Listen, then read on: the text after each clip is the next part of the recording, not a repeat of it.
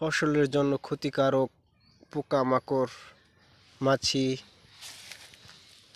ভেঙ্গুলার সাথে আরেকটি ডেঞ্জারাস প্রাণীর নাম হচ্ছে কটা, যাকে শুদ্ধ ভাষায় বলা হয় কাঠবিড়ালি। দেখেন সে কাঠবিড়ালি ধুন্দুল খেয়ে কী করেছে। শুধু একটি ধুন্দুল খেয়েই সে থেমে রয়নি, এই জাংলায় যে কয়েকটি ধুন্দুল ধরেছে সব ধুন্দুল খেয়ে ফেলেছে।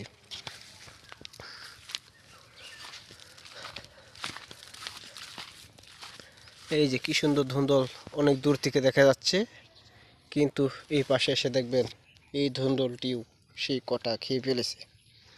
শুধু এটি নয়, আরও অনেক ধুন্দুলি খেয়ে ফেলেছে। শর্ট ভিডিওতে আপনাদের দেখানো সম্ভব নয়। কাঠবিড়ালি কি এর জন্যই গ্রামে